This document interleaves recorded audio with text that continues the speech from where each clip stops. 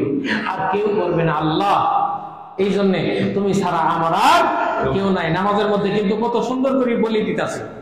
হ্যাঁ, তারপরে বলতেছে কি, ইহদিনাস সিরাতাল মুস্তাকিম, আল্লাহ তুমি আমাকে একদম সোজা রাস্তায় পরিচালিত করো।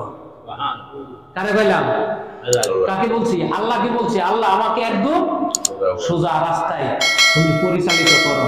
তাহলে আমি যখন বললাম আমি তাহলে সোজা পথে চলতে চাই, আমি সোজা রাস্তায় চলতে চাই, বিদায়ী তো বলতেছি আল্লাহ তুমি আমাকে সহজ সরল রাস্তায় পরিচালিত করো, যেই রাস্তাটা জান্নাতে পৌঁছেছে। বাঁকাটা মাথায় জাহান্নাম, ডান দিকে রাস্তা ঢুকছে জাহান্নাম, বাম দিকে ঢুকছে জাহান্নাম, সোজা একদম বরাবর জান্নাতের রাস্তা। আল্লাহ আমাকে ওই জান্নাতের রাস্তায় তুমি দাখিল করো, ওই রাস্তায় চলা তৌফিক দান করো। সিরাতাল্লাযীনা আন'আমতা আলাইহিম, আল্লাহ রে আবার বলি যে আল্লাহ সোজা রাস্তা আমাকে দাও, সাহায্য তোমার কাছেই চাই, আমরা তোমারই ইবাদত করি আর সাহায্য তোমার কাছেই চাই। ইবাদত করি কার? আল্লাহ। গোলামি করি কার? আল্লাহ। তার সাহায্য করবে কে?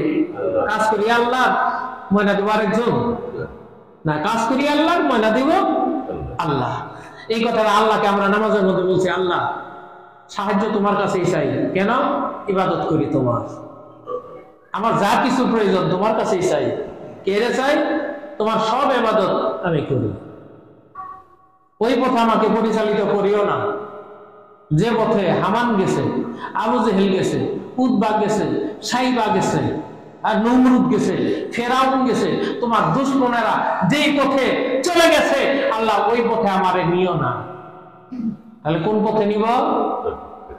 যে পথে আবু বকর আছে, যে পথে উমর আছে, যে পথে উসমান আছে, যে পথে আল্লাহর নবী, যে পথে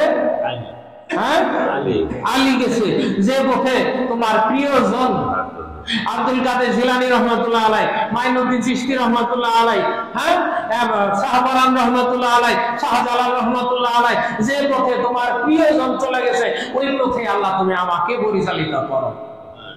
নামাজের মধ্যে এত সুন্দর সুন্দর কথা বললাম, আর নামাজের থেকে বাইর হয়ে পরনিন্দা যদি আমরা আরম্ভ করে দেই তাহলে দুর্ভোগ তো আমার হবেই। তাহলে হুতামার মধ্যে আমাকে বাদ দেই যে বলছস কি আর করস কি, এর নাম হলো মুনাফিকি, নাকি কর?